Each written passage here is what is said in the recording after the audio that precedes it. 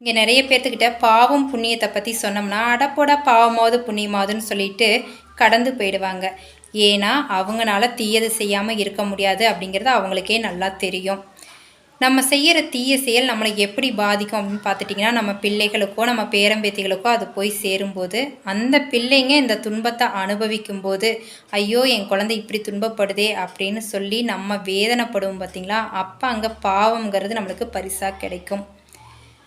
அப்போ மட்டும் நம்ம கடவுளே சின்ன குழந்தைய போய் இப்படி தண்டிக்கிறியா, உனக்கு கண் இல்லையா அப்படின்னு சொல்லி நம்ம திட்டுவோம்.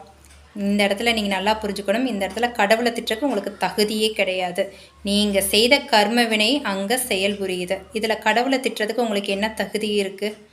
நீங்கள் சேர்த்து வைக்கிற சொத்துக்கள் எப்படி உங்கள் குழந்தைகளுக்கு பேரம்பேத்திகளுக்கு உரிமை ஆகிறதோ அதே மாதிரி தான் நீங்கள் சேர்த்து வைக்கிற பாவமும் அவங்களுக்கு இதில் யார் விரும்பினாலும் விரும்பாவிட்டாலும் அது அவர்களை போய் சேரும். நம்மளுடைய ஜீன் எப்படி நம்ம தலைமுறையில் தொடர்ந்து வந்துக்கிட்டே இருக்குமோ அதே போல் தான் கர்ம வினைகளும் நம்மளுடைய தலைமுறைக்கு திரும்ப வந்துக்கிட்டே இருக்கும். சில பேர் கர்வமாக ஆணவமாக நான் தப்பு பண்ணுறேன் இருந்தாலும் நான் எவ்வளோ நல்லா தானே இருக்கேன் அப்படின்னு சொல்லலாம். ஆனால் அவங்களுக்கு தெரியாது. ஆனால் கர்மாவுக்கு நல்லா தெரியும். உங்களை எங்கே அடித்தா எங்கே வலிக்கும் அப்படிங்கிறது கர்மாவுக்கு நல்லாவே தெரியும். மனிதர்கள் எப்போவுமே கண்ணுக்கு தெரிகிற விஷயமும் கண்ணுக்கு முன்னாடி நடக்கிற விஷயத்த மட்டும்தான் நம்புவாங்க. ஏன்னா கண்ணுக்கு தெரியாத விஷயத்த சொன்னால் நம்ப மாட்டாங்க, சிரிப்பாங்க. ஆனால் ஆக்சிஜன் கூட கண்ணுக்கு தெரியாது. ஆனால் அது குறைவாக இருக்கிற இடத்துல நம்ம சுவாசிக்க முடியாமல் திணறோம் இல்லையா, அது மாதிரி தான் கர்மாவும்.